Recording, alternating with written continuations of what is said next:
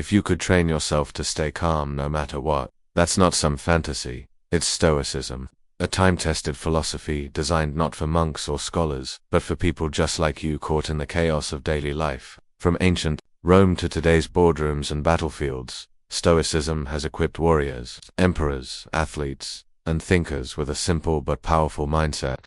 Don't be controlled by what you can't control.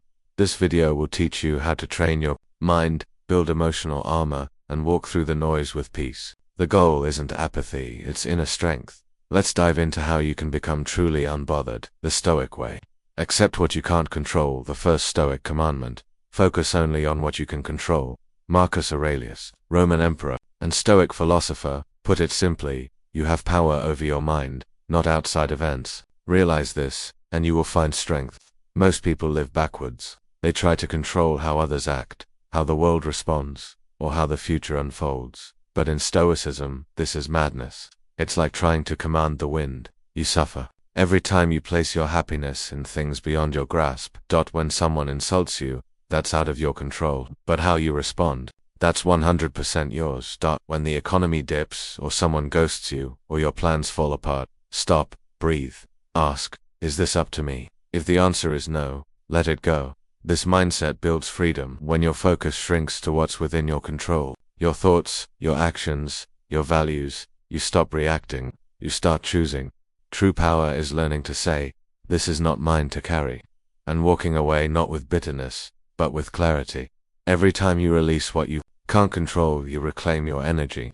Practice voluntary discomfort. One reason people get so bothered is comfort addiction. If you need life to always be easy, you'll panic when it's hard. That's why Stoics trained themselves through discomfort. Seneca, a wealthy Roman, would sleep on the floor and wear cheap clothes just to remind himself, I can survive this. Modern Stoics do the same. Cold showers, fasting, social rejection, digital detox, public speaking, anything that stretches your emotional muscle. This isn't suffering. For the sake of it, it's conditioning. When you face hard things on your own terms, you shrink your fears. Suddenly you're not scared of being uncomfortable anymore. You're not shocked when adversity arrives. You're trained for it. This voluntary hardship makes you calmer when real chaos hits. So ask yourself, can I skip a meal and still function? Can I be alone with my thoughts? Can I go a day without checking my phone? The more you seek discomfort voluntarily, the less the world can disturb your peace.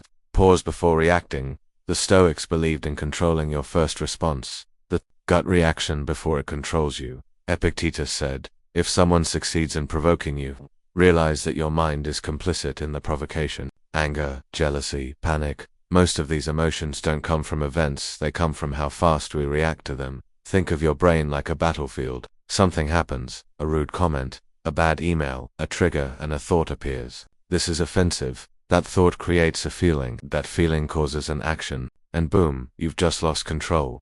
Stoicism trains you to insert a gap between trigger and response. That gap is everything. In that moment ask, is this worth my peace? Is my reaction helping or hurting? Will this matter in a week, a year even? 10 seconds of silence can stop an emotional spiral. You don't owe the world a reaction. Sometimes silence is the most powerful Stoic move. It says, I don't need to fight every battle, I choose peace. Negative visualization. Prepare for the worst. Most people avoid thinking about what could go wrong. Stoics embrace it. This practice is called premeditatio malorum, the premeditation of evils. Marcus Aurelius would begin his day by imagining everything that could go wrong. You will meet with ignorance, ingratitude, selfishness, betrayal. Don't be surprised why, because preparation prevents panic. When you've already accepted the worst, you stop fearing it. It's like emotional insurance. Try this. Before a meeting, imagine it goes badly.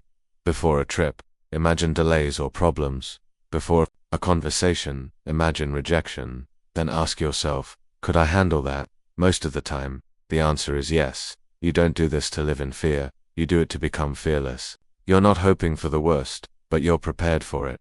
When life doesn't shock you, you don't suffer. This makes you mentally unshakable. The world can't knock down someone who already made peace with difficulty. Control the inner Stoics knew that our thoughts, not our circumstances, shape our reality. Epictetus said, men are disturbed not by things, but by the views they take of them. It's not what happens, it's the story you tell yourself. Did they ignore your text? You can say, they hate me, or they're probably busy. Your choice of interpretation decides your peace. Your inner dialogue is your most powerful tool or your worst enemy. It can make you paranoid, jealous, angry, or calm, patient, resilient. Train your thoughts like a Stoic. Replace "why is this happening to me" with "what can I learn from this?" Replace "this is unfair" with "this is outside my control." Replace "I can't handle this" with "this is a test. I'm capable." Every day, feed your mind with reason, not reaction. Talk to yourself like a wise friend.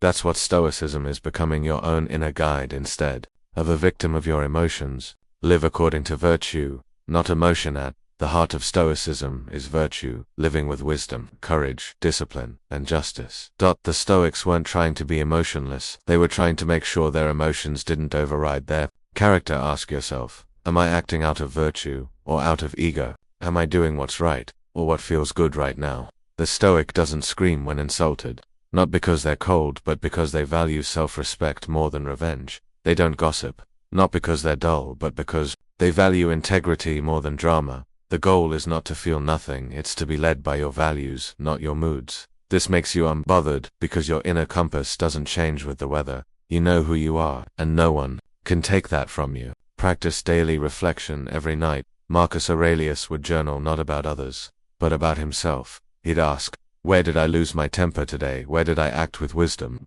What will I do better tomorrow? This daily practice is how you improve. Without shame, you become more self-aware, more in control, and less reactive. What bothered me today? Why did it bother me? What can I learn from it? This isn't about perfection, it's about progress. Every day you build a stronger mindset. Turn pain into a lesson, you turn mistakes into clarity. And day by day you become less bothered by what used to shake you. Remember, you all die, memento mori. This might sound harsh, but it's a Stoic core belief. You are mortal. Life is short. Memento mori. Remember, death is not about being morbid, it's about urgency. If you knew you had 1 year to live, would you care about petty drama? Would you waste time being offended? Probably not. The Stoics used this awareness to sharpen their focus. They'd remind themselves every day, you could leave life right now. Let that determine what you do and say and think. Suddenly that rude driver doesn't matter, that negative comment online is laughable, that awkward conversation worth it, because time is precious, and your peace is priceless. So train yourself to live urgently but calmly. Focus on what matters. Let the rest slide. That's the Stoic mindset. Death is coming. Don't let distractions rob you of your final days. Becoming isn't about becoming cold. It's about becoming clear. Clear on what matters. Clear on what's in your control. Clear on who you are and who you refuse to be. You'll still feel things, that's part of being human. But Stoicism teaches you to master those feelings, not be mastered by them. Every insult, every delay, every stressful day becomes a training session. You either react like everyone else, or respond like a Stoic. Train your mind like a muscle. Accept what you can't control. Practice discomfort. Pause before reacting. Think clearly. Act with virtue. Reflect daily. Remember, your time is limited. This is not just a philosophy, it's a practice, a lifestyle, a way to walk through fire and not be burned. So next time life tests you, smile, it's just another rep, and you're training to be